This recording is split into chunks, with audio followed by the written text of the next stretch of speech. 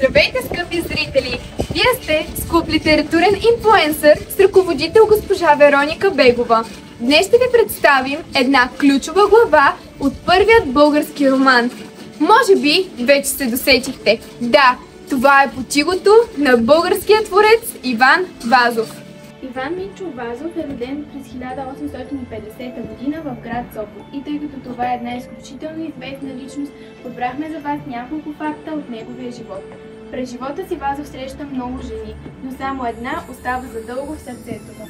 Това е именно Евгения Бончева с литературно прозвище Евгения Марк. Тя е поетеса и е най-голямата муза на поета. Той редактира нейните стихотворения и се наслаждава на тях, а след това се превръща в любов. Цели 16 години тя е негова любима, независимо от голямата им възрастова разлика от 27 години. Главата, която избрахме за вас, е първата от романа "Почигото". Това е главата "Гост". Тя представя светогледа на хората в навечерието на априлското въстание, както и техния патриархален ред. Действието се развива в двора на чорбаджи Марко, където той, заедно с синовете си и семейството си, вечеря, докато възпитава синовете си по един различен начин. Дава им да вкусят от виното, казва им къде стои револвера, за да може да ги предпази от пороците и от лъжите. Той има силно доверие в тях и иска да възпита господарски нрави. Затова, дори когато има гости, те са на масата. Интересното е, че по това време синовете слугуват на бащите си, а чорбаджи Марко превръща тези закостенели представи.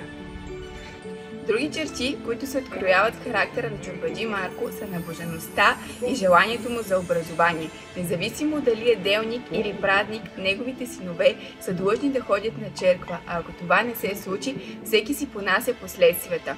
Той има силно желание синовете му да бъдат образовани, защото той е останал без образование. Затова всяка вечер, когато са около масата, той кара един от синовете си да разкаже за нещо научено в училище. Въпреки прекрасната майска нощ, темата за робството не обягва и в този момент. Докато едно от децата се пробужда, бабата го плаши с турците, а друго е стреска, защото е станал свидетел на сцена на насилие от турчин. Докато семейството е в хармония, на вратата се чува силно почукване. Чорбаджи Марко, като глава на семейството, почива, за да види какво се случва.